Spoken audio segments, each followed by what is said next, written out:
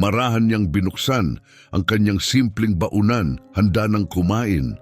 Ngunit bago pa siya makasubo, 4 na construction worker ang lumapit. Nagsimula silang kumuha ng mga litrato, nagbuhos ng buhangin sa kanyang pagkain at nagtawanan. Tahimik na nakaupo si Ricardo, nakayuko ang ulo. Hindi nila alam kung sino talaga siya. At ang aral na malapit ng mangyari ay babago sa kanilang mga buhay sa paraang hindi nila kailanman inasahan. Nagsimula ang araw ni Ricardo bago pa sumikat ang araw. Tahimik ang bahay. Tanging ang tunog ng hangin na kumakatok sa bintana ang sumisira sa katahimikan ng madaling araw. Dahan-dahan siyang bumangon, pinahid ang pagod sa kanyang mukha at dumiretso sa kusina. Palaging pareho ang takbo ng kanyang umaga. Maghahanda siya ng baon, iinom ng mabilis na kape at aalis bago pa magising ang kanyang anak na babae. Ayaw niyang makita ni Angelica ang pag-aalala sa kanyang mukha. Sapat na ang bigat na dala nito habang sinusubukang tapusin ang kolehiyo. Hindi na niya kailangang pasanin pa ang mga problema ng kanyang ama. Sa loob ng baunan ay ang mga pangunahing pagkain lamang, kanin, beans at 2 hiwang longganisa. Iyon lang ang kaya niyang bilhin matapos bayaran ang upa, mga bayarin at matrikula ng kanyang anak sa universidad.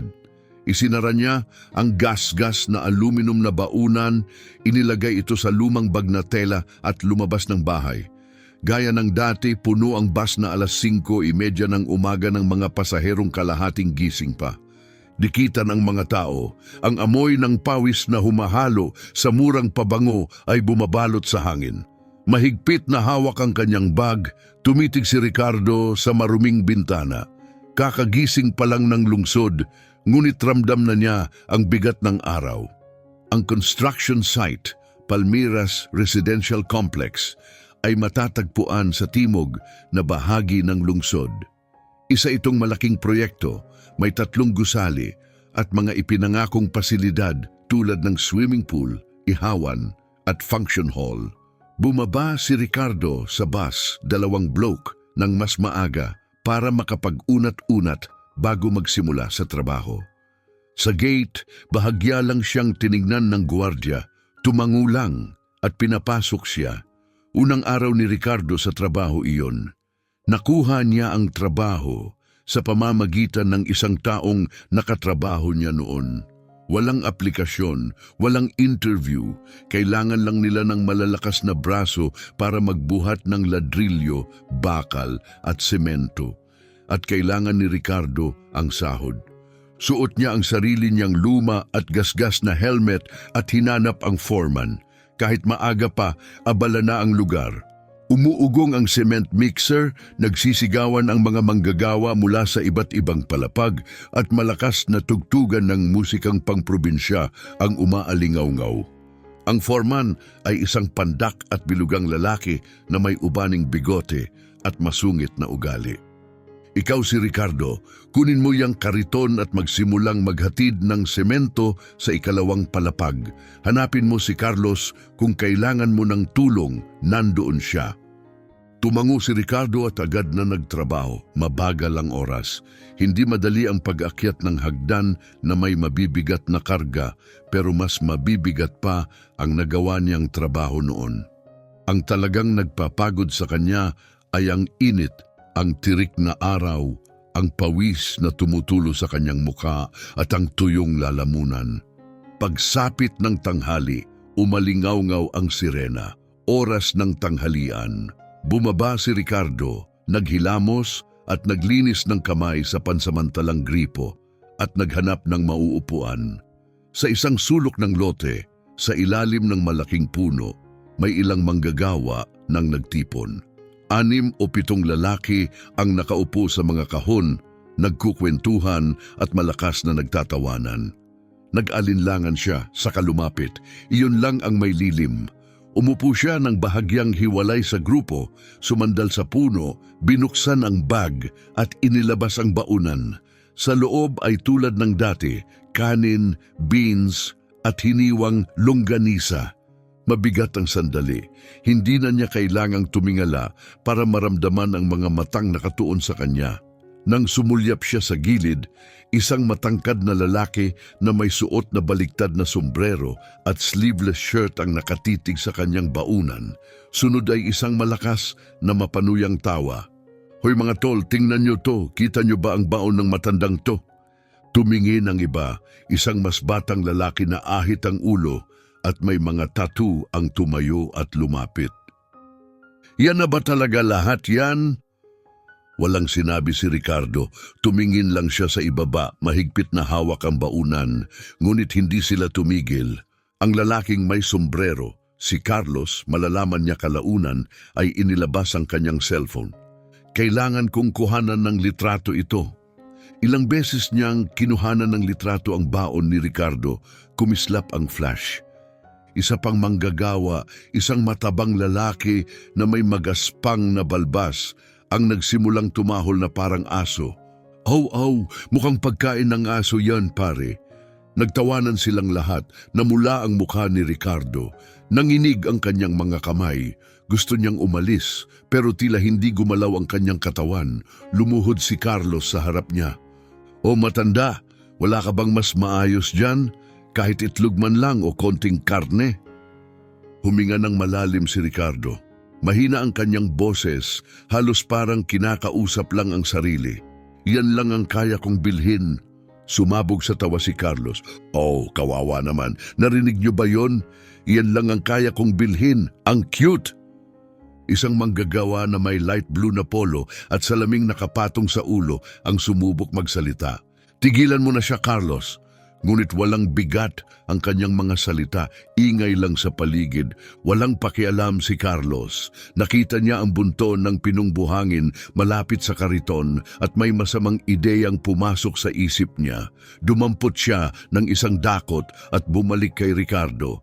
"O matanda, lagyan natin ng pampalasa yan." At bago pa makariyak si Ricardo, ibinuhos ni Carlos ang buhangin sa kanyang pagkain. Natabunan ng kanin at beans, pati ang mukha ni Ricardo ay tinamaan. Naghiyawan sa tawa ang iba. May pumalakpak, may sumigaw, "Carlos, baliw ka talaga." Pumikit si Ricardo, mahigpit ang kapit niya sa baunan hanggang mamutla ang kanyang mga kamay. Gusto niyang sumigaw, gusto niyang itulak si Carlos, pero nanatili siyang tahimik. Dahan-dahan niyang binuksan ang mga mata at sinimulang alisin ang buhangin sa kanyang pagkain. Unti-unti, mabagal, tahimik. Bumalik si Carlos sa kanyang inuupuan, patuloy na tumatawa at binuksan ang sarili niyang baunan na puno ng inihaw na karne, longganisa, sinangag at ensalada. Ito ang tunay na baon. May tumawa kasama niya, ang iba'y bumalik na sa pagkain, nagsawa na sa eksena. Nagpatuloy si Ricardo sa pagkain. Bawat subo ay mas mabigat kaysa sa nauna. Mabagal siyang ngumata, nilunok ang bawat kagat, ngunit hindi siya tumigil. Inubos niya lahat, bawat butil ng kanin, bawat piraso ng pagkaing maaari pang kainin. Pagkatapos ng walang sinasabi, isinara niya ang baunan, inilagay muli sa bag at tumayo. Hindi siya tumingin kahit kanino. Tahimik lang siyang naglakad pabalik sa gusali, umakyat sa hagdan at muling nagbuhat ng semento. Walang nakakita ng mga luha sa kanyang mga mata. Walang nakapansin nang huminto siya sa isang sulok ng ikalawang palapag, sumandal sa pader at huminga ng malalim ng 3 beses bago nagpatuloy. Pinunasan niya ang mukha gamit ang manggas at bumalik sa trabaho. Mahaba ang hapon, nanatiling matindi ang init ng araw. Masakit ang kanyang katawan, ngunit hindi siya tumigil. Kahit sandali, pagsapit ng 5:00, muling umaling-aungaw ang sirena. Sa masikip na biyahe pa uwi, tumingin si Ricardo sa bintana. Dumaan ang lungsod, mga gusali, sasakyan at mga taong nagmamadali sa kalsada. Iisa lang ang nasa isip niya, ang kanyang anak, at kung gaano siya nagsusumikap para patuloy itong makapag-aral. Hindi mapigilan ni Ricardo ang pag-iisip kung ilang buwan pa ang natitira bago makapagtapos ng kolehiyo ang kanyang anak. Ngunit sa kanyang puso, Alam niya ang isang bagay, sulit ang bawat sakripisyo, bawat insulto, bawat tawa, kahit ang buhangin na ibinuhos sa kanyang pagkain, wala na ang lahat ng iyon sa huli. Dahil kapag natapos ang buwan, sapat na ang kanyang maiipon para mabayaran ang matrikula at magpapatuloy si Angelica sa kanyang pag-aaral. Iyon lamang ang tunay na mahalaga sa kanya. Nang makarating si Ricardo sa bahay ng gabing iyon, halos 7:00 na. Nakaupo si Angelica sa sopa sa sala, nakapatong ang laptop sa kanyang mga hita. Nang makita niya ang kanyang ama na pumasok, mainit siyang ngumiti. "Hi Dad, kumusta ang unang araw mo?" Pinilit ni Ricardo ang isang pagod na ngiti. "Mabuti naman anak, ayos lang ang lahat." May napansin si Angelica sa kanyang mga mata, may bigat, may lungkot, ngunit hindi na siya nagtanong. Tumango na lamang siya at ibinalik ang atensyon sa computer. Dumiretso si Ricardo sa kanyang kwarto. Nagbihis siya, umupo sa gilid ng kama at nanatiling tahimik ng matagal. Kalaunan, tumayo siya, naligo at nagtungo sa kusina upang maghanda ng hapunan. May darating na naman na panibagong araw kinabukasan at babalik siya muli sa construction site na iyon. Ang mga sumunod na araw ay halos magkakapareho. Maagang gumigising si Ricardo tuwing umaga, naghahanda ng parehong simpleng baon, sumasakay sa parehong siksik na bus at dumarating sa site bago pa ang karamihan. May mabilis siyang natutunan, habang mas hindi siya napapansin, mas mabuti. Tahimik lang siya, nagtatrabaho ng maayos at iniiwasan ang anumang pakikisalamuha kina Carlos at sa grupo nito. Ngunit pagdating ng tanghalian, wala siyang takas. Ang punong iyon, ang tanging may lilim sa lugar, ay palaging tinatambayan ng grupo. Pagsapit ng 2 linggo, naging araw-araw na ritual ang pangungutya. Para bang sabik na sabik si Carlos sa pagdating ni Ricardo, na tila iyon ang pinakahihintay niyang bahagi ng araw. "Ayan na siya! Magsisimula na ang palabas!" Sigaw niya, sabay palakpak. Tatawa na agad ang grupo kahit hindi pa nabubuksan ni Ricardo ang kanyang baunan. Hindi mahalaga kung ano ang dala ni Ricardo, kanin na may itlog, kanin na may longganisa, o kanin na may sardinas, lagi at lagi silang may paraan para kutyain siya. Automatiko na itong nangyayari. Isang araw, naisip ni Carlos na gawing laro ang pangungutya. Hawak ang cellphone at nagre-record. Malakas niyang sigaw, $10, hindi magsasalita ang matanda kahit isang salita ngayon. Sige nga, sino ang tataya? Sumali si Rolando, ang pinakabata sa kanila na may mapanuyang ngiti. Taya ako, hindi man lang siya titingin. Tititig lang sa pagkain at kakain tulad ng dati. Nagtawanan silang lahat. Narinig ni Ricardo ang bawat salita. Ang bawat pangungusap ay parang suntok sa sikmura, ngunit wala siyang sinabi. Dahan-dahan niyang binuksan ang baunan, kinuha ang kutsara at nagsimulang kumain. Lumuhod si Carlos sa harap niya. "O ano ang ulam ngayon? Hamatanda, hulaan ko, kanin at beans na naman?" Nagpatuloy si Ricardo sa pagnguya ng walang imik. "Alam ko na," sabi ni Carlos na may ngiting panalo. Humarap siya sa iba at itinaas ang mga braso na parang kampiyon. "Lagi akong tama." Lumapit si Rolando, kunwaring inaamoy ang pagkain ni Ricardo at nagkunwaring nadidiri. "Amoy tira, siguro kahapon pa yan." Muling umalingaw-ngaw ang halakhakan sa paligid. Nagpatuloy si Ricardo sa pagkain. Bawat subo ay isang laban, hindi dahil sa lasa, kundi dahil sa hiya. Sumikip ang kanyang dibdib, nanikip ang lalamunan, ngunit ipinilit niyang lunukin ang pagkain. Hindi niya kayang magsayang kahit isang kutsara. Bawat butil ng kanin ay binili gamit ang perang halos wala na siya. Nang matapos siya, isinara niya ang baunan, inilagay sa bag at tumayo nang walang sinasabi.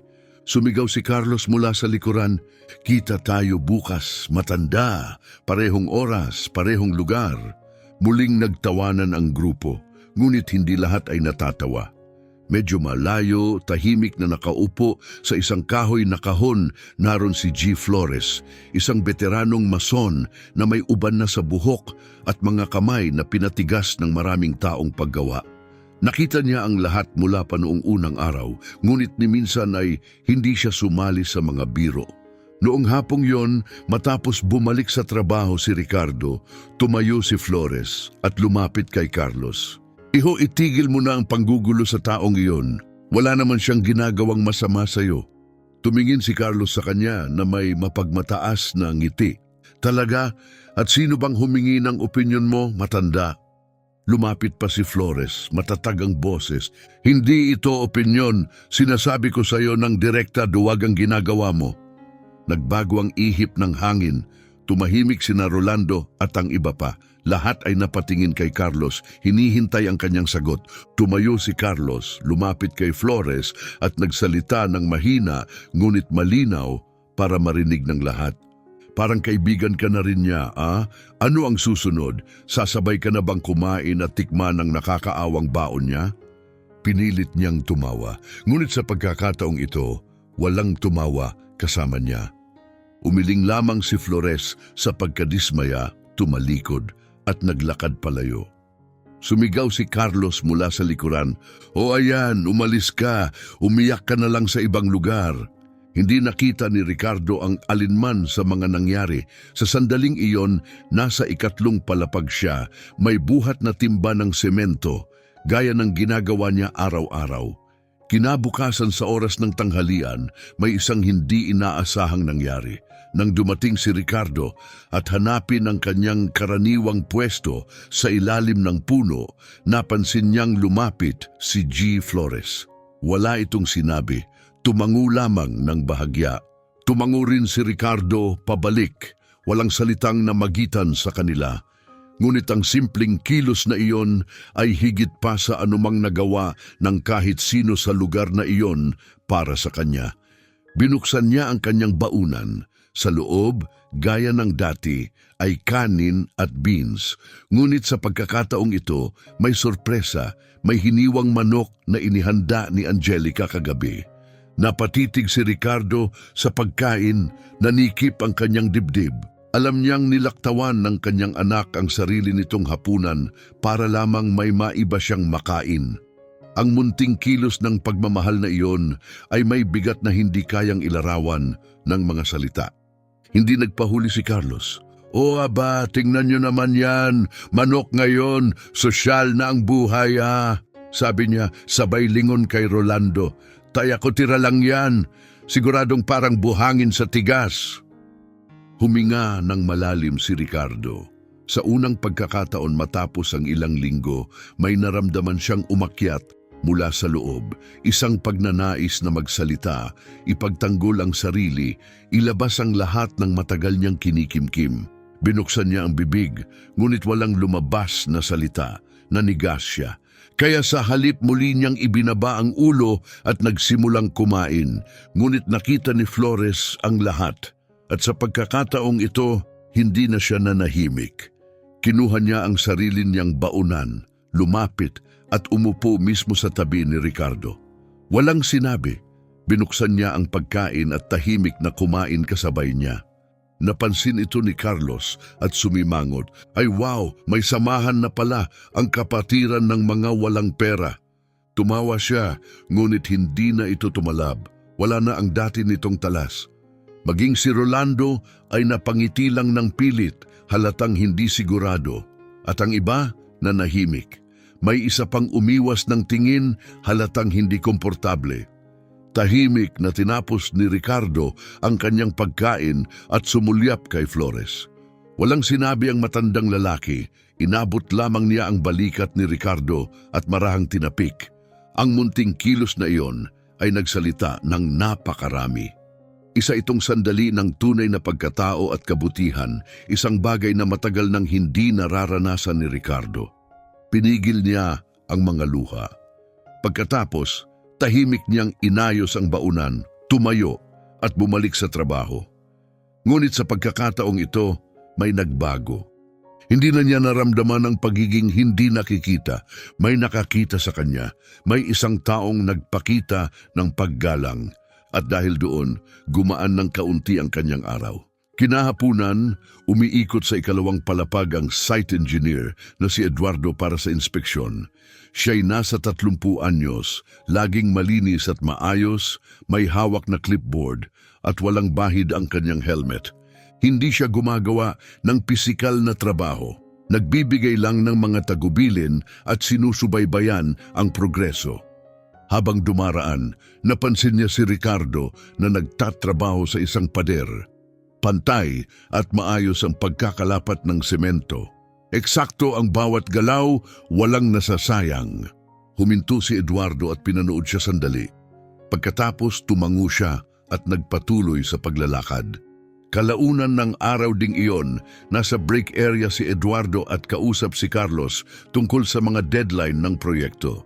Mula sa kanilang kinaroroonan, narinig niya ang malalakas na tawanan mula sa ilalim ng puno. Lumingon siya. Muli na namang pinagtritripan ni na Carlos at Rolando si Ricardo, tinuturo ang kanyang baunan, ginagaya ang mga eksaheradong reaksyon at tumatawa ng sobra-sobra. Nakita ni Eduardo ang lahat, tumayo siya roon ng ilang segundo nanonood. Pagkatapos, tahimik siyang tumalikod at umalis. Hindi siya nakialam. Wala siyang sinabi. Nagkunwari lamang siyang walang nangyari. Kinagabihan, umuwi si Ricardo na mas pagod kaysa karaniwan. Hindi ito pagod ng katawan, kundi mas malalim. Isang uri ng pagod na nanggagaling sa puso.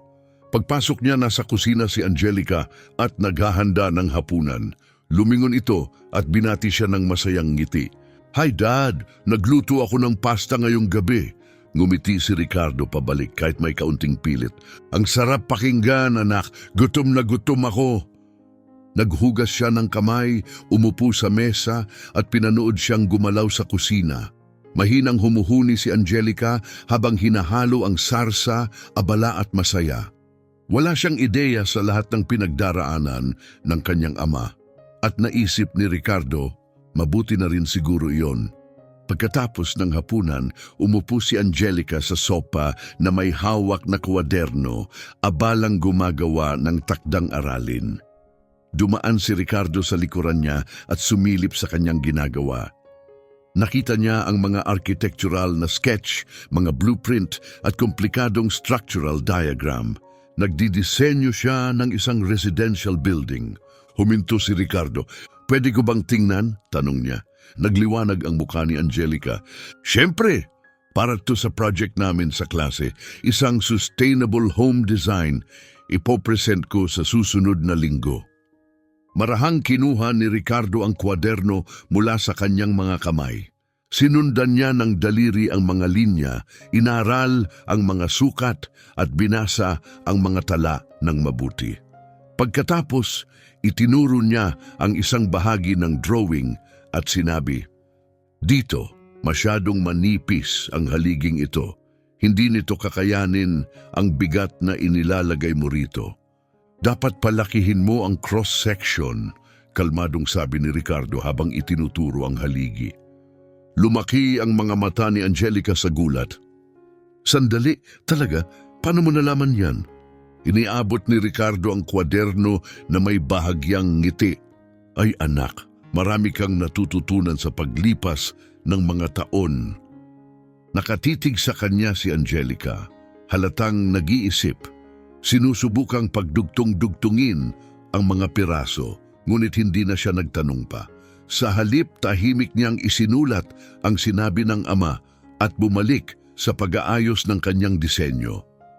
Naglakad si Ricardo papunta sa kanyang kwarto, humiga sa kama at tumitig sa kisame sa katahimikan.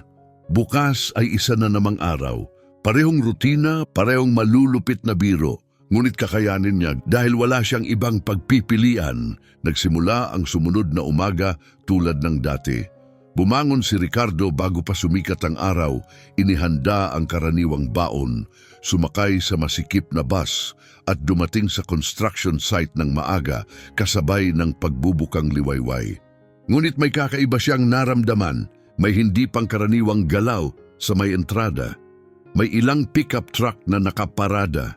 At may mga lalaking may malilinis na helmet at hawak na clipboard na magkakahiwalay na nag-uusap ng seryoso. Hindi na iyon pinansin ni Ricardo. Dumaan lang siya, isinuot ang kanyang gas-gas na helmet at nagtungo sa karaniwan niyang pwesto. Sa ikatlong palapag, malinaw na may problema. Nagkukumpulan sina Carlos, Rolando at ilan pa sa paligid ng isang bagong buhos na concrete beam. Seryoso ang mga mukha. Dahan-dahang lumapit si Ricardo. May nabuo ng bitak. Hindi ito malaki, ngunit pahilis itong tumatakbo sa gitna ng beam, isang malinaw na depekto. Kinatok ni Carlos ang beam gamit ang mga buko at napamura ng mahina. Hindi ito maganda, kailangan nating gibain to at ulitin mula simula. Tumango si Rolando. Oo pare, maantala to ng hindi bababa sa 3 araw. Dumating si Engineer Eduardo, bahagyang hinihingal. Sinuri niya ang bitak, kinusot ang noo, halatang nai-stress. Hindi tayo pwedeng maantala. Huli na tayo sa schedule. Nagkibit balikat si Carlos. Kahit ano pa, hindi ligtas ang beam na to. Bumuntong hininga si Eduardo at inilabas ang cellphone para tawagan ang project manager o marahil ang may-ari ng proyekto. Doon, humakbang pasulong si Ricardo. Tahimik lang siyang nakikinig kanina, ngunit ngayon ay nagsalita siya. Pwede ko bang tingnan? Sumabog sa tawa si Carlos. O ayan na, gusto na ring magpaka-engineer ng matanda. Binaliwala siya ni Ricardo. Lumapit siya sa beam, marahang hinaplos ang ibabaw. Sinundan ng daliri ang bitak. Kinatok niya ang ilang bahagi, pinakikinggan ang tunog. Pagkatapos, tumingala siya upang suriin ang bakal na pampalakas at ang pagkakaayos nito. Katatawag lang ni Eduardo at lumingon, halatang inis. O ano sa tingin mo? Huminga si Ricardo. Huwag na nating gibain, pang-ibabaw lang ang sira. Itinuro niya ang bitak. Masyadong mabilis tumigas ang semento dahil sa init ng panahon. Sa istruktura, matibay pa rin ito. Pwedeng gamutin ang bitak gamit ang epoxy resin at palakasin ang beam gamit ang carbon fiber mesh. Katahimikan, ganap na katahimikan na napakurap si Eduardo, pinoproseso ang narinig. Paano mo nalaman yan? Bahagyang nagkibit balikat si Ricardo. Nakita ko na yan dati, hindi yan bihira. Malakas na tumawa si Carlos. Talaga ba? Ngayon eksperto na rin sa construction ng matanda? Nakakatawa. Tumawa rin si Rolando. Ngunit sa pagkakataong ito may kaba at pag-aalinlangan. Tinitigan ni Eduardo si Ricardo ng ilang segundo. May kung anong tama sa sinabi niya. May saysay. Hindi iyon tunog ng isang karaniwang obrero. Tahimik na inilabas muli ni Eduardo ang kanyang cellphone. Ngunit sa halip na tumawag, binuksan niya ang Google. Mabilis siyang naghanap, nag-scroll sa ilang teknikal na artikulo saka muling tumingin sa bitak. Pagkatapos ay humarap siya kay Ricardo. Sandali lang, tugma nga ang sinabi mo. Nawala ang ngiti ni Carlos. Ano, talaga bang pagkakatiwalaan mo siya? Itinaas ni Eduardo ang kamay para patahimikin siya. Tatawagan ko ang structural engineer. Lumayo siya at tumawag. Sa kalmado at malinaw na boses, ipinaliwanag niya ang sitwasyon. Eksaktong gaya ng paglalarawan ni Ricardo. Wala pang 2 minuto ang tinagal ng tawag. Pagbalik ni Eduardo, iba na ang kanyang itsura. Hindi na lang siya mausisa, halatang humanga siya. Kinumpirma ng structural engineer, tama ka, iyan mismo ang gagawin nating solusyon. Namula ang mukha ni Carlos. Aba naman, dahil lang gumamit siya ng magarang termino, ibig sabihin alam na niya ang sinasabi niya? Hindi siya pinansin ni Eduardo. Humarap siya kay Ricardo. Ricardo, gusto kong ikaw ang manguna sa pagkukumpuni ng beam. Kaya mo ba? Hindi nag-atubili si Ricardo. Tumango lamang siya. Sumiklab ang galit ni Carlos. Inihagis niya ang pala sa sahig na semento na may malakas na kalabog at nag-walk out ng walang imik.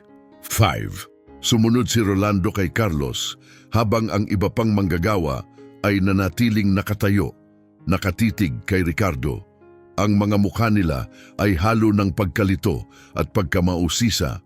Paano nagawa ng tahimik na lalaking ito na araw-araw ay may dalang napakasimpleng baon at bihirang magsalita na malaman ang ganoon kakateknikal na bagay? Ngunit hindi nagbigay ng paliwanag si Ricardo. Kinuha lamang niya ang mga gamit at sinimulan ang pagkukumpuni ng beam. Kumpiyansa ang galaw ng kanyang mga kamay, eksakto at sinasadya ang bawat kilos.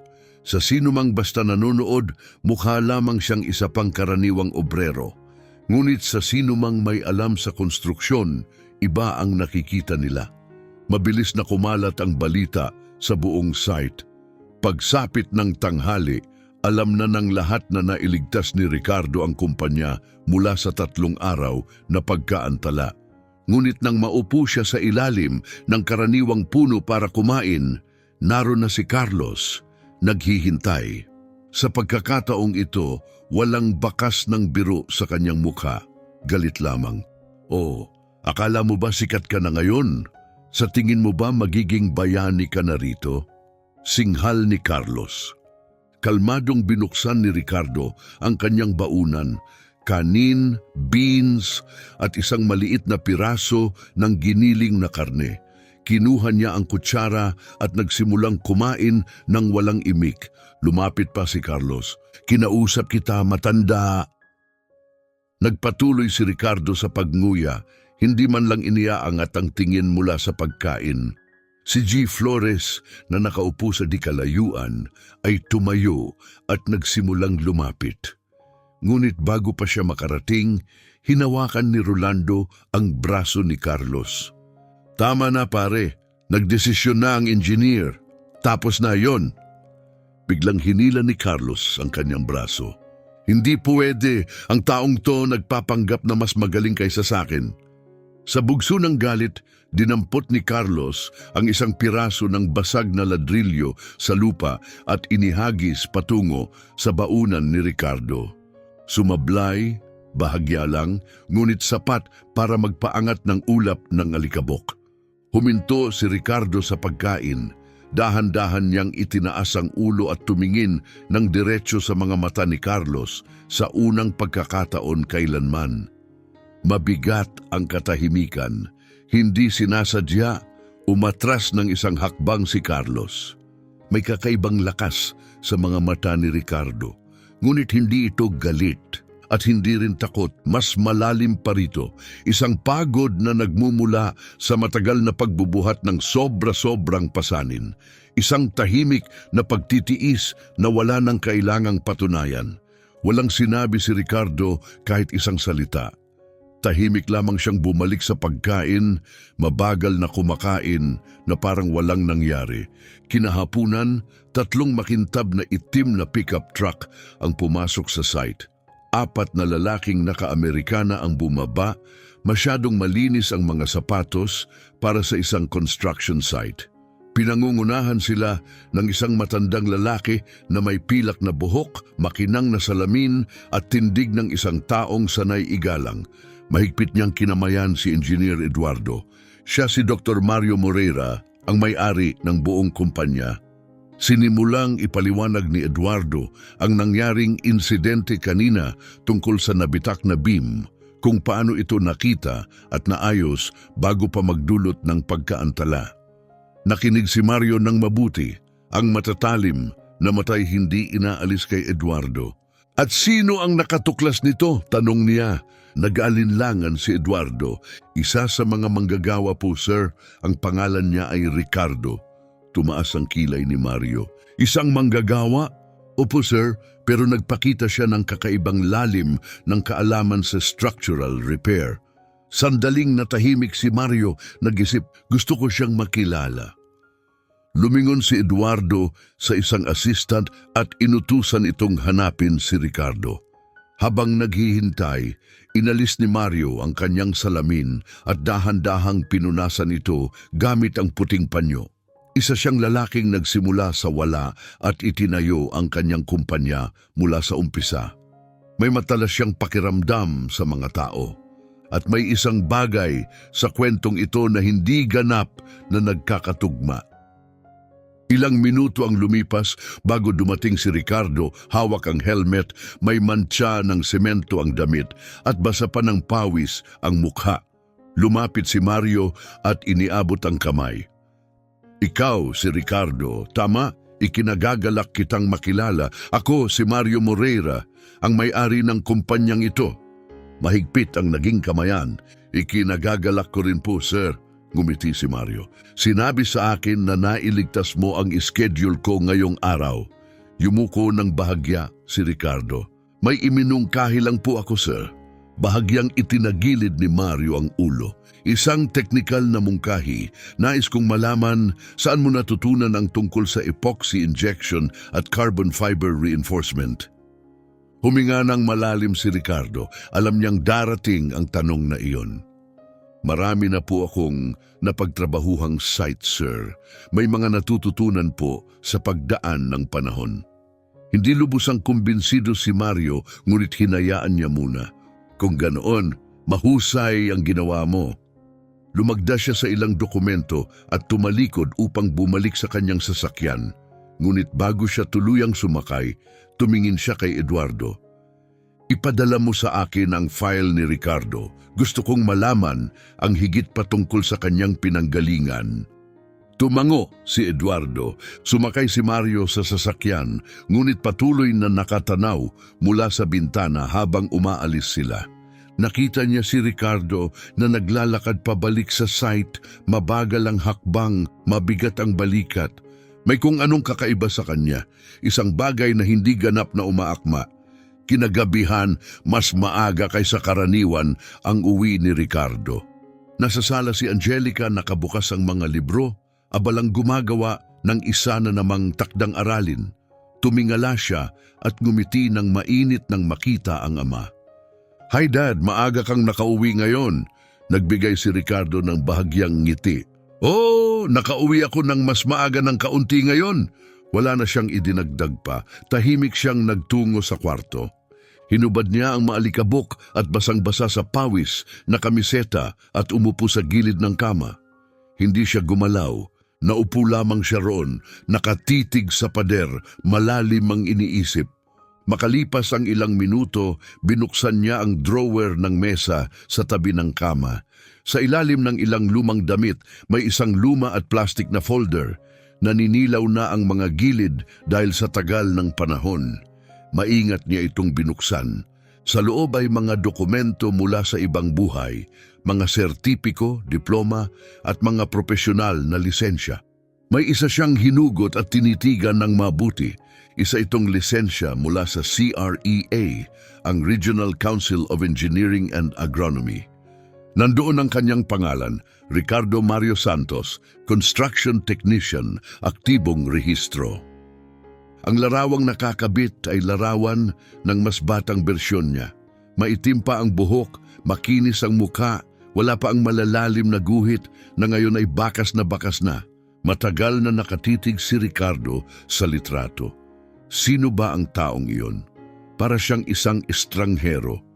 Isang tao mula sa ibang mundo, isang nakaraang buhay. Marahan niyang ibinalik ang mga dokumento sa folder, isinara ang drawer, at humiga sa kama. Nakapatong ang mga kamay sa dibdib, tahimik na nakatitig sa kisame. Naisip niya si Angelica sa sala, patuloy na nag-aaral, papalapit na sa pagtatapos. Naisip niya ang paparating na bayad sa matrikula, 10 araw na lang. Naalala niya si Carlos na naghagis ng ladrilyo malapit sa kanyang baunan. At ang matalim na titig ni Dr. Mario parang sinusubukang alamin ang isang lihim. Alam ni Ricardo na hindi na maaaring manatiling nakatago ang katotohanan ng matagal. Sa kalaunan, may magsisimula ring magtanong ng mga tanong na matagal na niyang iniiwasan. Ngunit hindi pa ngayon, hindi bukas. Ngayong gabi, matutulog siya. Bukas, Magbabago ang lahat. Kinabukasan ng umaga dumating si Dr. Mario Moreira sa kanyang opisina bago mag-alas 7 ng umaga. Halos hindi siya nakatulog. Ang lalaking iyon, si Ricardo, ay paulit-ulit na pumapasok sa kanyang isipan. Hindi ito makatwiran. Ang isang karaniwang obrero ay hindi basta-basta makakaisip ng ganong teknikal na solusyon. Ang isang taong walang formal na pagsasanay ay hindi basta makakaalam tungkol sa epoxy injection o structural reinforcement. Binuksan ni Mario ang kanyang computer at inaccess ang file na ipinadala ni Eduardo kagabi. Pangalan, Ricardo Mario Santos. Edad, 54. Tirahan, komunidad na mababa ang kita. Posisyon, laborer. Work history, ilang maliliit na proyekto. Reference, isa lamang isang dating kakilala na nagrekomenda sa kanya. Nakunot ang noo ni Mario. Walang laman ng file, walang palatandaan ng technical na degree, walang rehistro bilang profesional. Ngunit may mali, may hindi nagtutugma. Kinuha niya ang telepono at tinawagan ng HR. Kailangan ko ng kumpletong background check, sabi niya. Hukayin ninyo ng malalim, hanapin ninyo sa rehistro ng KRIA, pang-estado at pambansa, kahit mga expired na lisensya. Gusto ko ang lahat ng makikita ninyo tungkol sa lalaking ito. Sa construction site, dumating si Ricardo tulad ng dati, maaga, tahimik, halos hindi napapansin. O ganun ang dating. Ngayon, ramdam niya ito. May mga matang nakatuon sa kanya. Iba na ang tingin ng mga tao. May ilan na mausisa, may ilan naman nagdududa. Sa isang sulok, pabulong na nag-uusap sina Carlos Rolando at dalawa pa. Nang dumaan si Ricardo, dumura si Carlos sa lupa nang hindi man lang tumitingin. Walang sinabi si Ricardo, dumaan lang siya, umakyat sa ikatlong palapag at nagsimulang magtrabaho. Mainit ang araw. Matinding init ang bumabagsak mula sa araw, mabigat ang hangin. Umuusok ang init mula sa semento. Hindi tumigil si Ricardo. Nagbuhat siya ng mabibigat na timba ng semento paakyat at pababa ng hagdan. Bumuhos ang pawis mula sa kanyang noo, kumirot sa mga mata at tumagos sa kanyang damit. Ngunit nagpatuloy siya. Pinupunasan ang mukha gamit ang manggas, isang hakbang sa bawat sandali. Walang reklamo, walang pahinga. Hanggang sa tumunog ang sirena, tanghali, oras ng kain, dahan-dahang bumaba si Ricardo. Mabigat ang kanyang mga binti, basang-basa ang kanyang kamiseta.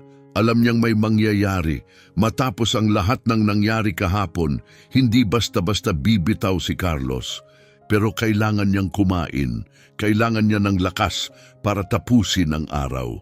Pagdating niya sa ilalim ng puno, huminto siya. May kakaiba. Sa halip ng mga kahon at karaniwang lilim, may pansamantalang mesa na ron. Mga kahoy na tabla na nakapatong sa dalawang patungan. At sa ibabaw nito, pagkain. Maraming pagkain. Inihaw na karne, inihaw na longganisa, inasal na manok, farofa, vinaigrette.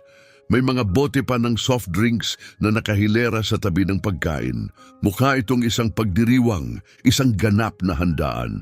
Nang makita ni Carlos si Ricardo, napapalapit, malapad ang naging ngiti niya. O ayan na, dumating na ang mismong engineer. May ilang tumawa, ngunit hindi natural ang halakhak. Matigas, hungkag, parang may hinihintay silang mangyari. Huminto si Ricardo ilang hakbang ang layo, hawak ang kanyang bag na tela. Malaking galaw ang ginawa ni Carlos habang itinuturo ang pansamantalang mesa. Nagpasya kaming maghanda ng salusalo ngayon para ipagdiwang na hindi na antala ang malaking proyekto natin. Lahat ng yan dahil sa sarili nating technical wizard dito. Yumuko siya ng sobra-sobra, nakaunat ang mga braso na parang artista.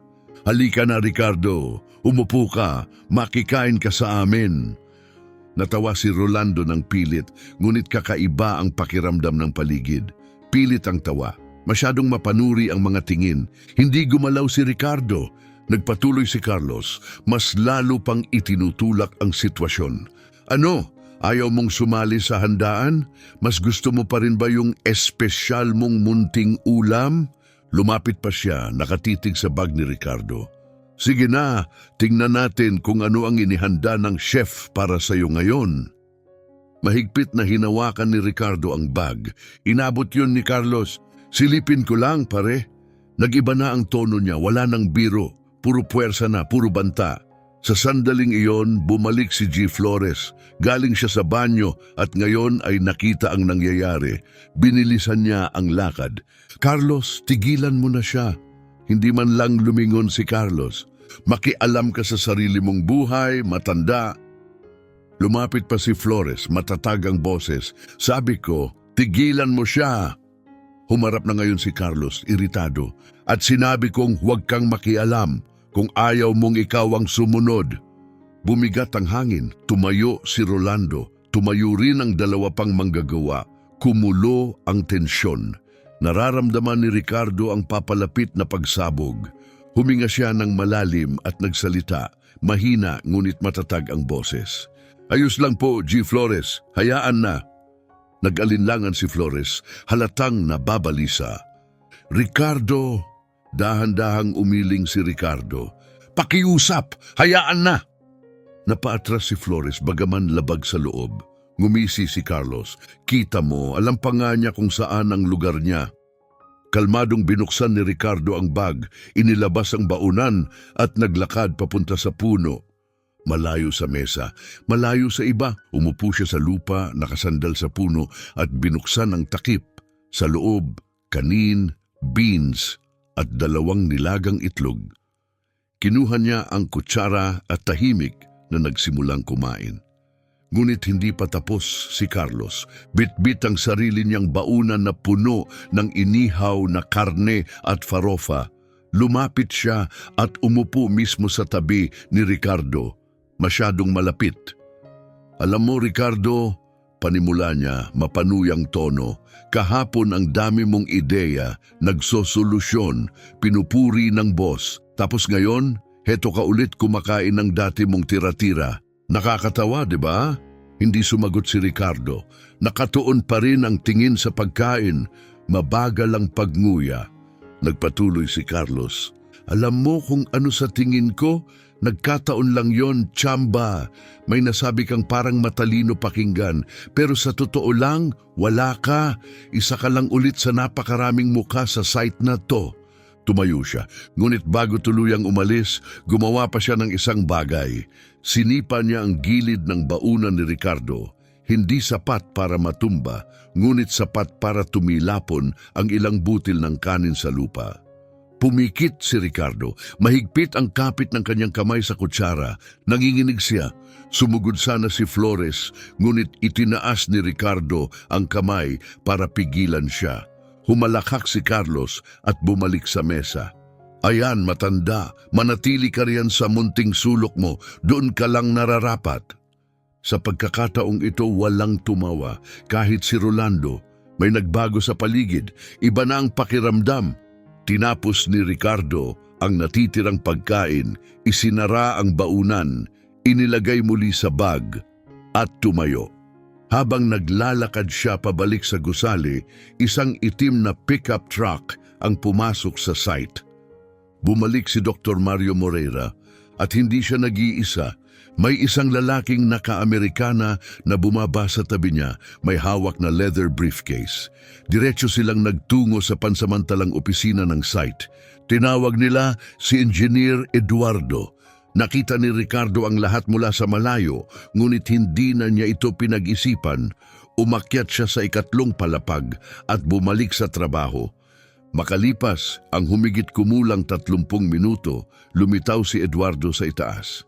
Hindi mabasa ang kanyang mukha, seryoso, tensyonado. Sinuyod niya ang paligid, saka nakita si Ricardo. Ricardo, sabi niya, gustong makipagkita sa iyo ni Dr. Mario sa opisina. Nanlamig ang sikmura ni Ricardo. Dumating na ang sandaling matagal na niyang kinatatakutan. Pinunasan niya ang mga kamay sa kanyang pantalon, inalis ang helmet at bumaba sa ground floor. Tahimik siyang pumasok sa opisina. Nasa likod ng pansamantalang mesa si Dr. Mario. Ang lalaking may briefcase ay nakatayo sa tabi niya, nagbubuklat ng mga dokumento. Tahimik na nakatayo ang lalaking naka-Amerikana sa tabi ni Dr. Mario, nakahalukip-kip ang mga braso. Walang sinabi si Mario, itinuro lamang niya ang isang upuan sa tapat ng mesa. Umupo ka, Ricardo. Umupo si Ricardo. Nagkaroon ng saglit na katahimikan, maikli, ngunit mabigat. Pagkatapos ay binuksan ni Dr. Mario ang isang folder at inusog ang ilang papeles papunta kay Ricardo. Iniikot ang mga ito upang siya ang makakita. Kopya iyon ng kanyang lisensya mula sa CREA. Naroon ang lumang litrato niya, ang opisyal na selyo, ang mga teknikal na kwalifikasyon, lahat. Patunay ng isang nakaraang buhay na walang sinuman sa construction site ang nakaalam. Tumingin si Mario ng diretso sa mga mata ni Ricardo. Ricardo Mario Santos, panimula niya, lisensyadong construction technician, aktibong rehistro sa CREA, mahigit 20 taong karanasan sa malalaking proyekto, naging foreman sa ilang komersyal na gusali, technical supervisor sa isang kumpanyang nagsara ilang taon na ang nakalipas. Huminto siya sandali. Kaya sabihin mo sa akin, bakit hindi mo binanggit ang alinman dito nang mag-apply ka? Tumingin si Ricardo sa mga dokumento. Pagkatapos ay dahan-dahan niyang itinaas ang ulo at hinarap si Mario. Dahil walang kumukuha ng 54 na taong technician na matagal nang wala sa industriya, sir.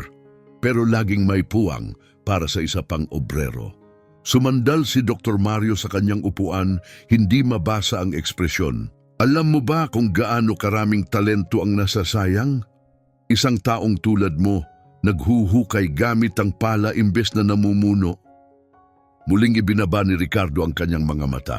May anak akong nag-aaral sa kolehiyo, ilang araw na lang at bayaran na ang matrikula. Kung magtrabaho man ako bilang technician o magbuhat ng timba ng semento, wala po iyong pagkakaiba sa akin, basta't sumasahod ako sa oras. Sa sandaling iyon, humakbang pasulong ang lalaking nasa tabi ni Mario. Siya ang legal advisor ng kumpanya. Ginoong Ricardo, marin niyang sabi, lumagda kayo sa kontrata bilang obrero. Ang pagtatago ng ganitong profesional na kwalifikasyon ay maaaring ituring na maling representasyon. Mabilis na nagtaas ng ulo si Ricardo. Panlilin lang, hindi po ako nagsinungaling. Tinanong nila kung may karanasan ako sa construction. Sinabi kong oo. Walang nagtanong kung may diploma ako. Itinaas ni Mario ang kamay, pinatahimik ang abogado. Sapat na, Roberto, hindi iyan ang punto. Humarap siyang muli kay Ricardo. Bukas, may darating na technical inspection, mga investor na titingin sa site at sa progreso ng proyekto. Ipakikilala kita bilang taong lumutas sa problema ng beam. Walang delay, walang lugi, resulta lamang. Napakurap si Ricardo, nagulat. Sir, ako, pinutol siya ni Mario, kalmado ngunit matatag. Nandito ka bukas ng tanghali, malinis, maayos ang bihis, handa kang ipaliwanag ang ginawa mo. Naiintindihan mo ba? Wala nang masabi si Ricardo. Tumango na lamang siya. Sa isang kumpas ng kamay, pinauwi siya ni Dr. Mario. Tumayo si Ricardo, lumabas at tahimik na isinara ang pinto ng opisina. Sa labas, sumandal siya sa pader. Mabilis ang tibok ng kanyang puso, basa ng pawis ang kanyang mga palad.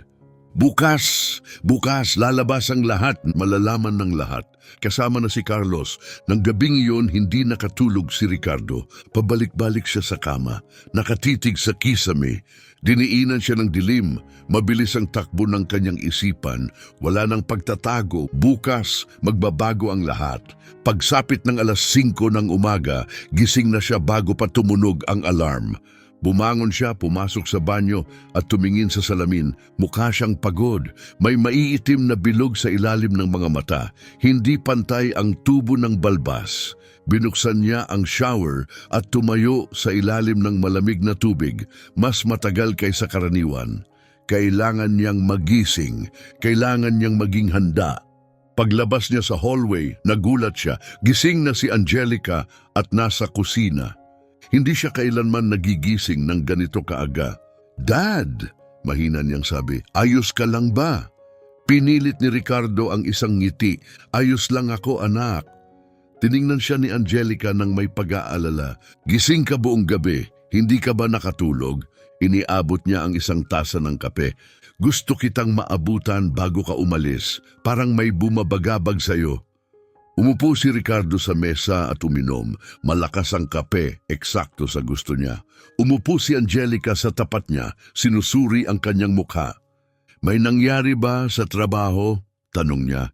Nag-alinlangan si Ricardo. Naisip niyang sabihin ang lahat, ang pambubuli ni Carlos, ang lihim na matagal niyang itinatago, at ang katotohanang alam na ngayon ng may-ari ng kumpanya ang lahat. Ngunit nang bumuka ang kanyang bibig, ito lang ang kanyang nasabi. Walang seryoso, iba lang ang uri ng araw na paparating. Mukhang hindi kumbinsido si Angelica, ngunit hindi na siya nagpilit. Inabot niya ang kamay ng ama at mahigpit itong hinawakan. "Alam mo namang pwede mong sabihin sa akin ang kahit ano, di ba?" Marahang pinisil ni Ricardo ang kanyang kamay. "Alam ko." Sandali silang nanatiling tahimik. Mas marami ang nasabi ng katahimikan kaysa sa mga salita. Pagkatapos ay tumayo si Ricardo, kinuha ang kanyang bag at nagtungo sa pinto. Ngunit sa pagkakataong ito may kakaiba. Mas mabigat ang baunan. Maaga nagising si Angelica para lamang maghanda ng espesyal. Sa loob ay kanin beans, ginisang sibuyas na may maninipis na hiwa ng steak at masaganang bahagi ng lutong bahay na French fries. Sa loob ng bus, tahimik na binuksan ni Ricardo ang bag na tela na nasa kanyang kandungan. Pagkakita niya sa pagkain sa loob, nanikip ang kanyang lalamunan at napaso ang kanyang mga mata. Ginamit ni Angelica ang nag-iisang karne na mayroon sila na dapat sana'y tatagal para sa hapunan ng buong linggo para lamang magkaroon siya ng disenteng pagkain sa araw na iyon. Marahan niyang isinara muli ang bag at tumingin sa bintana, kinakagat ang ibabang labi upang pigilan ang emosyon. Ayaw niyang umiyak, hindi roon. Pagdating niya sa construction site, iba na ang tanawin. May itinayong tolda malapit sa entrada. May mga hanay ng plastik na upuan, isang mahabang mesa na may puting mantel at mga botelya ng tubig na maayos na nakahanay. Lahat ay inihanda para sa pagbisita ng mga investor. Dumaan si Ricardo roon nang hindi humihinto. Dumiretso siya sa pansamantalang locker room. Doon, nagpalit siya ng malinis na damit, luma, ngunit bagong laba at plantsado. Mga damit na hiwalay niyang inihanda para sa araw na ito. Nakita niya ang sariling refleksyon sa basag na salamin sa dingding. Tumigil siya, huminga ng malalim. Oras na. Umakyat siya sa ikatlong palapag at nagsimulang magtrabaho, pilit na pinapakalma ang isip. Ngunit ramdam niya ito, may mga matang sumusunod sa kanya. Nasa isang sulok sina Carlos, pabulong na kinakausap si Rolando. Paminsan-minsan ay napapatingin sila sa kanya. May namumuong kung ano. Walang sinabi si Ricardo at nagpatuloy sa trabaho. Bigla niyang narinig ang mabilis at mabibigat na yabag sa hagdan. Si Eduardo yon, ang site engineer. "Ricardo, sumama ka sa akin, ngayon na." Ibinaba ni Ricardo ang kanyang mga gamit at sinundan si Eduardo pababa sa ground floor. Puno na ang tolda. Mga 15 lalaking naka-Amerikana ang naroon. Ang ilan ay may bagong puting helmet. Ang iba'y may dalang briefcase. At sa gitna nila ay si Dr. Mario Moreira, kausap ang 3 matatandang investor. Nang makita niyang papalapit si Ricardo, ngumiti si Mario at kumaway. "Ricardo, halika rito." Lumakad si Ricardo pasulong, dama ang bigat ng bawat titig. Inilagay ni Mario ang matatag na kamay sa balikat niya. "Mga Ginoo, ito si Ricardo Mario Santos, ang technician na lumutas sa problema sa beam at tumulong upang maiwasan ang isang seryosong pagkaantala. Isa sa mga lalaking naka-Amerikana ang umabot ng kamay para makipagkamay. Makinis ang balat nito, may suot na mga gintong sing-sing ang mga daliri." Ikinagagalak kitang makilala, narinig ko ang ginawa mo, kahanga-hanga. Tumango si Ricardo ng magalang. Nagpatuloy si Mario. Ricardo, maaari mo bang ipaliwanag sa kanila kung ano mismo ang nangyari? Huminga ng malalim si Ricardo. Sa una mabagal siyang nagsalita, ngunit unti-unti, salita kada salita, lumakas ang kanyang kumpiyansa. Inilarawan niya ang bitak sa beam kung paano ang init ang naging sanhi ng mabilis na pagtigas ng semento. Ipinaliwanag niya ang teknikal na solusyon, epoxy resin, structural reinforcement at kung paano napanatili ang tibay ng istruktura. Gumamit siya ng wastong termino, tumukoy sa mga pamantayan ng ABNT, nagsalita tungkol sa stress, distribusyon ng puwersa at pag-uugali ng mga materyales. Tahimik na nakinig ang mga investor. Nagtanong sila at sinagot ni Ricardo ang bawat isa, may linaw, katiyakan at kalmadong autoridad. Habang nakatayo roon, hindi na siya ang tahimik na obrerong mag-isang kumakain sa ilalim ng puno. Siya na muli ang dating siya, ang technician na kanyang pinag-aralan, isang profesional na alam ang kanyang ginagawa at pinatunayan ito. Tumagal ng halos 20 minuto ang usapan. Nang matapos, humarap ang isa sa mga investor kay Mario at sinabi, "May napakahusay kang technician dito." Ngumiti si Mario. "Alam ko, ngunit wala na ron ang atensyon ni Ricardo." Napatingin siya sa labas ng tolda. Doon sa tabi ng pader, nakatayo sina Carlos, Rolando at ilang iba pang manggagawa. Tumigil silang lahat sa ginagawa. Nasaksihan nila ang lahat, narinig nila ang bawat salita. Sapat na ang itsura ni Carlos para maintindihan ang lahat. Bahagyang nakabuka ang bibig, malaki ang mga mata. Hindi makapaniwala, nakita niyang kausap ni Ricardo ang mga engineer at investor na parang kapantay gamit ang wikang hindi niya kailanman maiintindihan. Pagkatapos ng pulong, habang nagsisialisan na ang mga bisita, humarap si Mario kay Ricardo. "Magaling ang ginawa mo," sabi niya. "Simula bukas, ipopromote ka bilang technical supervisor. Aayusin ko ang kontrata mo at itataas ang sahod mo." Napakurap si Ricardo, tulala, nanlambot ang kanyang mga tuhod. "Sir, ako..." Marahang itinaas ni Mario ang kamay. "Huwag mo na akong pasalamatan. Matagal na itong dapat nangyari. Karapat-dapat ka." Marahang tinapik ni Mario ang kanyang balikat at naglakad palayo. Nanatiling nakatayo si Ricardo, tahimik, pinapapasok sa isip ang lahat. Pagkatapos dahan-dahan siyang lumingon at naglakad pabalik sa gusali. Sa daan, nagkasalubong sila ni Carlos. Huminto ang lalaki sa mismong harap niya, nakahalukip-kip ang mga braso. Nagkatitigan sila, walang nagsalita. Wala na ang yabang sa mukha ni Carlos. May iba nang naroon, isang gusot at hindi komportabling damdamin. Hiya, pagkabigo, pagkatalo, nilampasan siya ni Ricardo at nagpatuloy sa paglalakad. Hindi gumalaw si Carlos. Nakatayo lang siya roon, pinapanood si Ricardo na mawala sa hagdan. Ilang sandali pa lumapit si Rolando sa tabi niya. "Nakita mo ba yon?" Mahina niyang sabi. Ang matanda, isa pala siyang tunay na technician. Hindi sumagot si Carlos. Dumura lamang siya sa lupa, kinuyom ang panga at naglakad palayo, nagngangalit. Ngunit kumalat na ang katotohanan na parang apoy. Nakita ito ng lahat sa site. Narinig ito ng lahat. Ang lalaking may gas-gas na aluminum na baunan ay hindi basta obrero. Isa siyang kwalipikadong technician, mas may alam kaysa sa maraming engineer sa site. At tiniis niya ang mga linggo ng pangungutya at kahihiyan nang hindi kailanman gumanti.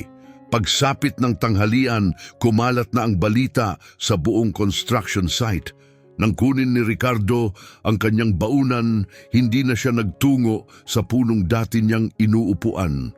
Sa halip, naglakad siya sa isang mas tahimik na sulok sa likod ng mga nakasalansang materyales. Mag-isa siyang umupo. Binuksan niya ang takip at tiningnan ang pagkaing inihanda ni Angelica para sa kanya. Steak na may ginisang sibuyas, gininto ang pritong patatas at kanin na may beans. Dahan-dahan siyang kumain. Bawat subo ay may halong kakaibang damdamin. Tagumpay dahil sa wakas nakita rin siya.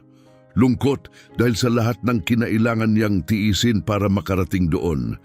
Makalipas ang ilang minuto, dumating si Ginoong Flores. Hindi siya nagtanong. Umupo lang siya sa tabi ni Ricardo, binuksan ang sariling baunan at nagsimulang kumain.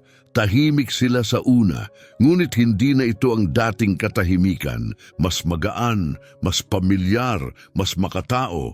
Pagkatapos ay nagsalita si Flores, mahina ang boses. Alam ko na noon pa na may kakaiba sa'yo. Nagulat si Ricardo at tumingin sa kanya. Talaga? Tumango si Flores ng dahan-dahan. Ang lalaking kayang tiisin ang lahat ng tiniis mo nang hindi gumaganti.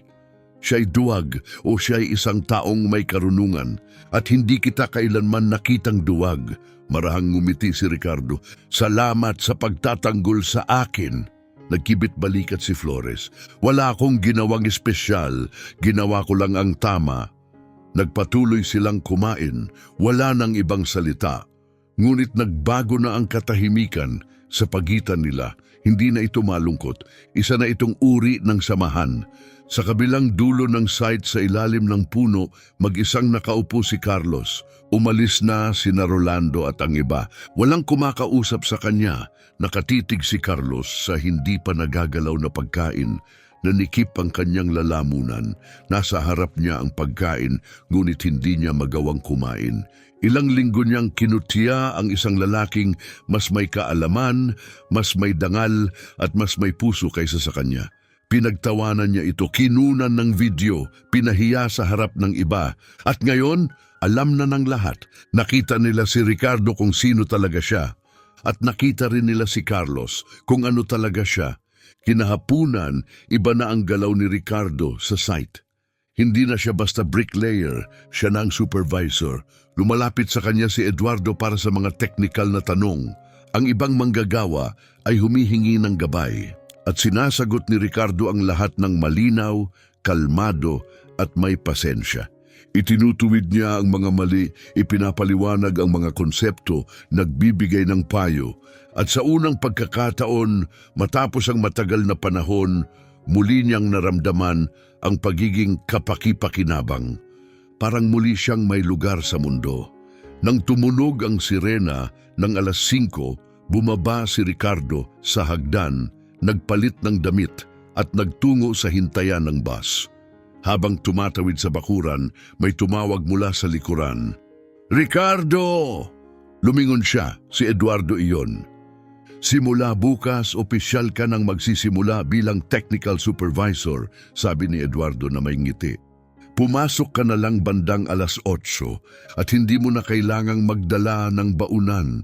Sagot ng kumpanya ang tanghalian ng mga supervisor. Napatigil si Ricardo. Tumango na lamang siya, wala nang masabi. Sa biyahe pa uwi, nakatitig siya sa bintana. Masikip ang mga kalsada, bumubusina ang mga sasakyan, nagmamadali ang mga tao sa bangketa. Ngunit sa unang pagkakataon matapos ang napakahabang panahon, payapa si Ricardo, hindi lang pagod, hindi lang basta nabubuhay, payapa. Pagdating niya sa bahay, naghihintay na si Angelica sa pinto. "O Dad?" tanong niya na may ngiti. "Kumusta ang araw mo?" Lumapit si Ricardo at mahigpit siyang niyakap ng matagal. "Mabuti anak," marahan niyang sabi. "Talagang mabuti." Ngumiti si Angelica. "Alam kong magiging ganon." Gabing iyon, sabay silang naghapunan, nagkwentuhan, nagtawanan, at sa unang pagkakataon matapos ang ilang linggo, mahimbing na natulog si Ricardo, malaya sa pag-aalala. Kinabukasan, may kakaibang pakiramdam. Hindi na niya kailangang gumising ng 5:00. Bilang supervisor, 8:00 na ang pasok niya, ngunit nasanay na ang katawan niya. 5:30 pa lang, gising na siya, nakaupo sa gilid ng kama, nakatitig sa malinis na unipormeng nakasabit sa upuan. Hindi na iyon ang dati niyang kupas na kamiseta o sirang pantalon. Isa itong bago at maayos na polo na may burdang logo ng kumpanya sa dibdib. Bagong pantalon, unipormeng dumating kahapon, personal na ipinag-utos ni Dr. Mario. Kumatok si Angelica sa pinto. Dad, may kape na! Tumayo si Ricardo at nagtungo sa kusina. Nakahanda ang mesa, mainit na tinapay, mantikilya, mainit na kape. Maaga siyang nagising para ipaghanda siya ng almusal. Umupo siya at tahimik na tiningnan ng anak. Hindi mo naman kailangang gawin lahat ng to, anak. Ngumiti si Angelica. Alam ko, pero gusto ko. Alam ko, sabi ni Angelica na may banayad ng ngiti. Pero gusto ko. Tahimik silang nagkape ng magkasama. Ngunit hindi ito awkward, kabaligtaran pa nga. Mainit, payapa, pinagsasaluhan. Pagkatapos ng almusal nagbihis si Ricardo. Isinuot niya ang bago niyang uniforme, may burdang logo ng kumpanya sa dibdib. Ngayon ang unang opisyal na araw bilang supervisor. Nang dumating siya sa site, eksaktong 8:00, agad niyang naramdaman na may mali. Iba ang hangin, may kakaibang tensyon, may mga grupo ng Mason na nagkukumpulan, pabulong na nag-uusap, pasulyap-sulyap sa kanya. Walang sinabi si Ricardo. Dumiretso siya sa opisina. Nasa loob si Eduardo naghihintay, ngunit bakas ang tensyon sa mukha nito. Magandang umaga, Ricardo. Umupo ka muna. Nanlamig ang sikmura ni Ricardo. May nangyari ba? Napabuntong hininga ng mahaba si Eduardo. Oo, at hindi ko alam kung paano ko sasabihin. Pero may kumakalat na mga video. Kumunot ang noon ni Ricardo. Mga video, inilabas ni Eduardo ang cellphone at binuksan ang isang WhatsApp group. Palmeiras Work Crew. 12 ng clip, agad na nakilala ni Ricardo ang mga iyon. Siya, mag-isang nakaupo, binubuksan ng baunan. Buhangin na nahuhulog sa pagkain. Tawa ni Carlos, isang boses sa likuran. Tingnan niyo ang pagkain ng pulubi. Bumalik ang hiya ng sabay-sabay. Pumikit si Ricardo. Halos hindi siya makahinga. Nagpatuloy si Eduardo. Kagabi pa yan nagsimulang kumalat. Nasa ibang grupo na rin. Mahigit 50 tao na ang nakakita. Hindi lang dito, pati sa ibang construction site. Walang sinabi si Ricardo. Nakatingin lang siya sa sahig. Sumandal si Eduardo sa mesa. Sinabi ko na kay Dr. Mario, papunta na siya rito at galit na galit siya. Biglang may narinig silang hiyaw ng preno, matinis, biglaan. Bumukas ang pinto ng malakas. Sumugod si Dr. Mario. Nasaan ang mga video? Iniabot ni Eduardo ang cellphone. Nanood si Mario ng isa, tapos isa pa at isa pa. Sa bawat clip, tumitigas ang kanyang mukha, tumidilim. Nang matapos siya, ibinagsak niya ang cellphone sa mesa. Tipunin ninyo ang lahat. Gusto kong makita ang bawat manggagawa rito sa loob ng 5 minuto. Ngayon na. Mabilis na lumabas si Eduardo. Nanatili si Ricardo sa opisina, hindi alam ang sasabihin. Sir, ako... Ngunit itinaas ni Dr. Mario ang kamay. Hindi mo kailangang magsalita. Sila ang magpapaliwanag. Pagkalipas ng 5 minuto, nagtipon ng buong crew sa ilalim ng tolda. Humigit kumulang 30 manggagawa. Nasa likuran si Carlos, nakahalukip-kip ang mga braso, mahigpit ang panga. Tahimik na nakatayo si Rolando malapit sa kanya. Nasa unahan si Ginong Flores, nakatingin kay Ricardo, halatang nag-aalala. Umakyat si Dr. Mario sa pansamantalang entablado. Magandang umaga, paikliin ko na ito dahil sa totoo lang, galit na galit ako. Itinaas niya ang cellphone. Sino rito ang miyembro ng WhatsApp group na tinatawag na Palmeiras Work Crew? Katahimikan, walang kahit isang kamay ang tumaas. Sinuyod ni Mario ang grupo ng tingin. Wala, nakakatawa yan dahil mahigit 50 ang miyembro. At pamilyar sa akin ang ilan sa mga numerong ito. Nagsimula siyang magbasa. Tingnan natin, ito kay Rolando, ito kay Carlos, ito naman kay Francisco. Sa bawat pangalan, yumuyuko ang tinutukoy. Ngayon ipapakita ko sa inyo kung ano ang ipinapasa ninyo. Ikinabit niya ang cellphone sa projector. Isang malaking imahe ang lumabas sa pader, isang video. Si Ricardo binubuksan ng baunan. Boses ni Carlos sa likuran, tingnan niyo ang pagkain ng pulubi. Pinahinto ni Mario ang video. Ang lalaking ito, sabi niya habang itinuturo ang screen, ay si Ricardo Mario Santos, isang lisensyadong construction technician. Mahigit 20 taong karanasan, nakapamahala ng mga proyektong hindi ninyo man lang mapapangarap na mapasukan. Humarap siya at tumitig ng diretso kay Carlos. At ano ang ginawa mo? Binuhusan mo ng buhangin ang kanyang pagkain, bumagsak ang katahimikan na parang martilyo. Pinatugtog niya ang sumunod na video, sinisipa ni Carlos ang gilid ng baunan. Nayanig ang pagkain. Si Ricardo tahimik lang, walang reaksyon. Muling pinahinto ni Mario ang video.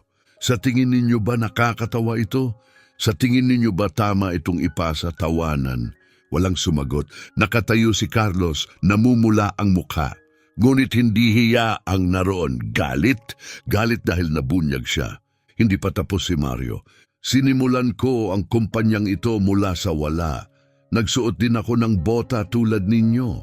Nagbuhat ng ladrilyo, naghahalo ng semento. Alam ko kung ano ang pakiramdam ng magtrabaho ng mabigat at tratuhing parang wala kang halaga. Sandali siyang tumigil, sinulyapan ng lahat. Pero kailanman, hindi ko nilait ang isang taong nasa ibaba. At hindi ko hahayaang mangyari yan sa kumpanya ko. Alam ko kung ano ang pakiramdam ng magdala ng simpleng baunan dahil wala kang pera para sa iba pa, sabi ni Dr. Mario. Kalmado ang boses, ngunit mabigat ang dating. Sandali siyang huminto, hinayaang tumimo ang kanyang mga salita. At alam ko rin kung ano ang pakiramdam ng humarap sa mga taong akala nila'y mas mataas sila dahil lang may kaunting mas marami silang pera sa bulsa. Tumingin siya sa paligid. Mga taong nangungutya, mga taong nagpapahiya ng kapwa para lang makaramdam ng kapangyarihan, mga taong nagre-record ng video at ipinapakalat para lang sa murang tawanan. Pagkatapos ay bumaba siya mula sa entablado at dahan-dahang naglakad patungo sa likuran ng grupo, diretso kay Carlos. Huminto siya isang hakbang lang ang layo. Ikaw, sabi niya habang nakatitig ng diretso sa mga mata nito, ikaw ang nagsimula ng lahat ng ito, hindi ba? Hindi sumagot si Carlos. Humigpit ang kanyang panga. Magsalita ka, maring sabi ni Mario. Sa wakas, nagsalita si Carlos. Oh, tumango si Mario ng isang beses. Bakit?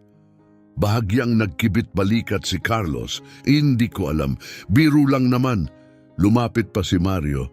Talaga ba biro sa'yo ang pagbuhos ng buhangin sa pagkain ng iba?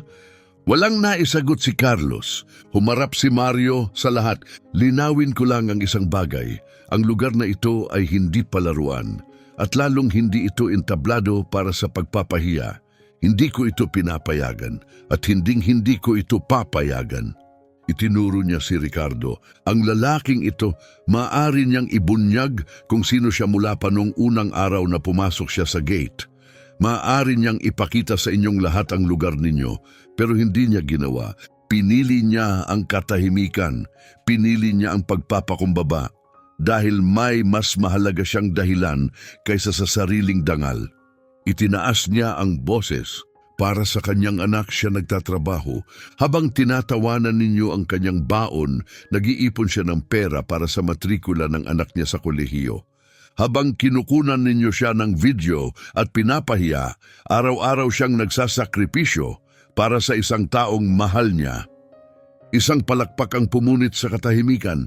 Si Gino Flores yon, matatag, taus-puso, sumunod ang iba.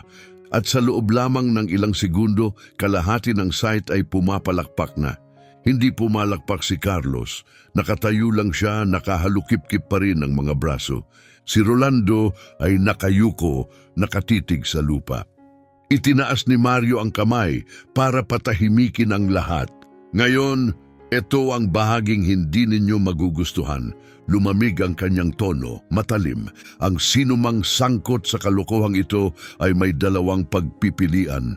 Humingi ng tawad kay Ricardo, dito mismo, ngayon na, o mag-impake at umalis sa site ko.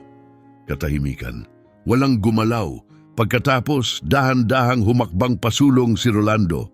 Dumiretso siya kay Ricardo, namumula ang mga mata. Ricardo, patawad, totoong-totoo, naging tanga ako at naging duwag. Nanginginig ang boses niya. Tumingin si Ricardo sa kanya. May katotohanan sa mga mata nito.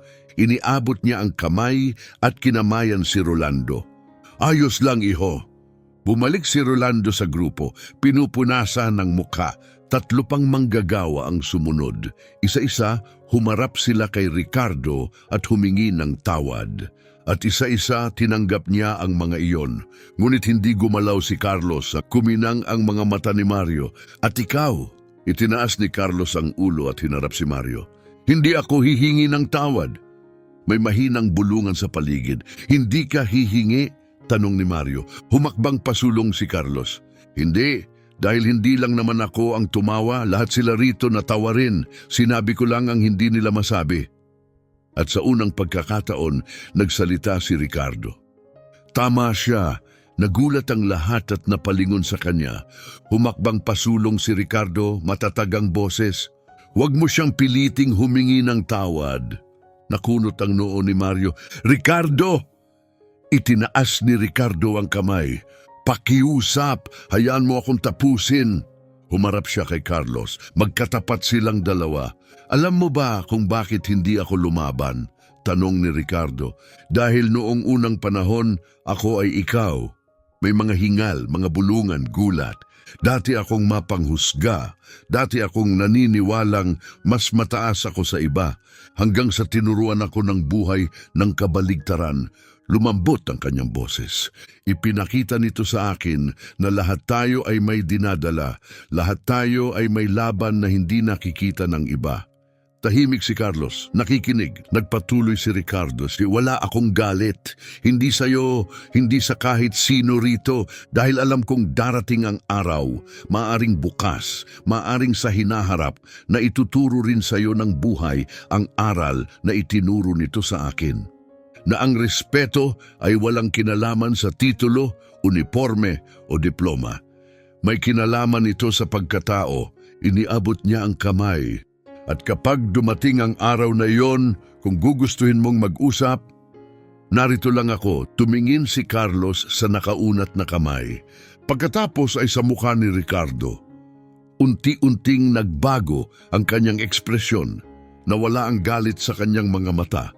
At dahan-dahan, walang salita, kinamayan niya si Ricardo. Hindi ito malakas, hindi ito dramatiko. Ngunit sapat na iyon, sumabog sa palakpakan ang buong site. Lumapit si Dr. Mario at tinapik si Ricardo sa likod. Mas mabuti kang tao kaysa sa akin, mahina niyang sabi. At sa sandaling iyon, alam ng lahat, bawat taong naroon, kung sino ang tunay na leader. Marahang ngumiti si Ricardo. Hindi po, sir. Isa lang akong taong natuto sa mahirap na paraan. Natapos ang pulong at bumalik ang lahat sa kani-kanilang trabaho. Ngunit may nagbago, iba na ang enerhiya sa site. Mas magaan, mas may paggalang. Naglakad si Ricardo papunta sa opisina, umupo sa bago niyang upuan at tumingin sa labas ng bintana. Pinanood niya ang mga manggagawa, nagtatawanan, nag-uusap, kumikilos ng may direksyon. Hindi lang ito bagong kabanata para sa kanya, isa itong bagong simula para sa lahat. Pagkalipas ng 3 linggo, halos tapos na ang Palmiras Residential Complex. Naplastahan na ang mga pader, nailagay na ang mga bintana, kumikinang sa sikat ng araw ang bagong pintura sa labas. Si Ricardo ay gumagalaw na ngayon sa buong site na may hawak na clipboard. Iniinspeksyon ang mga detalye, nagbibigay ng gabay. Suot niya ang puting helmet ng supervisor at tinatawag siya ng lahat na Seu Ricardo. May tunay na paggalang. Nandoon pa rin si Carlos, ngunit may nagbago sa kanya. Wala na ang kayabangan. Tahimik na siyang nagtatrabaho, nakatuon sa gawain. At tuwing dadaan si Ricardo, bahagya siyang tumatango. Yun lang. Ngunit kahit yun may ibig sabihin na ngayon, Biyernes ng umaga, bumalik si Dr. Mario sa site na may balita. Tinipon niya ang buong team. Sige, sandaling anunsyo lang, panimula niya. Bukas, Sabado, may salo-salo tayo rito mismo sa site. Barbecue, musika, malamig na inumin. Ipinagdiriwang natin ang pagtatapos ng unang yugto ng proyekto. Umalingaw-ngaw ang masiglang bulungan. At isa pa, dagdag ni Mario, Isama ninyo ang mga pamilya ninyo, mga asawa, anak, nobya, dalhin ninyo ang mga taong mahalaga sa inyo. Uminit ang paligid sa tuwa, nanikip ang dibdib ni Ricardo. Si Angelica, hindi niya kailanman na ikwento sa anak ang totoong nangyari sa site. Hindi ang pangungutya, hindi ang buhangin sa pagkain, hindi ang kahihiyan. Bukas, makikita nito ang lugar kung saan nangyari ang lahat at hindi niya alam kung ano ang mararamdaman niya. Nang gabing iyon, pag-uwi ni Ricardo gaya ng dati, nag-aaral si Angelica sa sala. Dad, sa wakas, hinintay talaga kita, masigla niyang sabi. Isinara niya ang kwaderno at ngumiti. May ipapakita ako sa iyo. Pumasok siya sa kwarto at bumalik na may hawak na folder.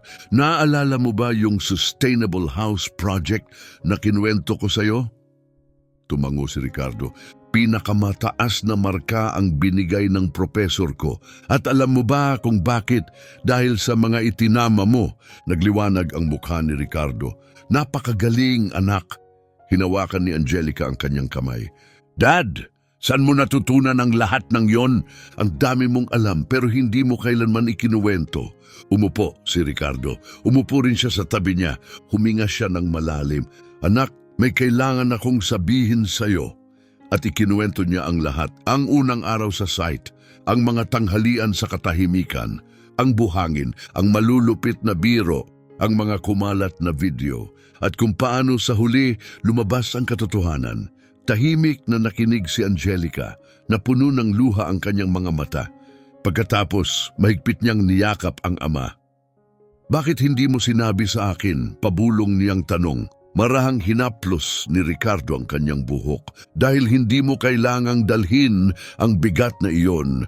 Ako ang nagdala at gagawin ko ulit kung kailangan. Bawat insulto, bawat tawa, bawat hirap, sulit ang lahat para lang makita kang magtagumpay.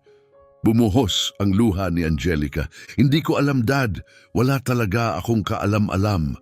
Matagal silang nanatiling magkayakap.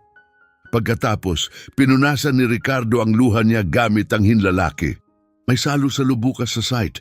Gusto mo bang sumama? Tumingin si Angelica sa kanyang mga mata. Gusto ko. Gusto kong makita kung saan ka nagtatrabaho at gusto kong makita ng lahat kung sino ako ang dahilan ng lahat ng ito. Ngumiti si Ricardo. Kung ganon, tara. Kinabukasan, parang ibang mundo ang construction site. May mga tolda, mahahabang mesa na puno ng pagkain, may pansamantalang ihawan na umuusok sa isang sulok. Sagana ang pagkain, kanin, farofa, makukulay na salad, umuusok na karne. May malamig na soft drinks, beer, katas ng prutas, puno ng tawanan ng hangin. Dumating ang mga pamilya sa buong umaga, mga batang nagtatakbuhan, mga babaeng nagkukwentuhan sa ilalim ng tolda, mga manggagawang ipinapakilala ang kanilang mga mahal sa buhay. Alas 11, dumating si Ricardo kasama si Angelica.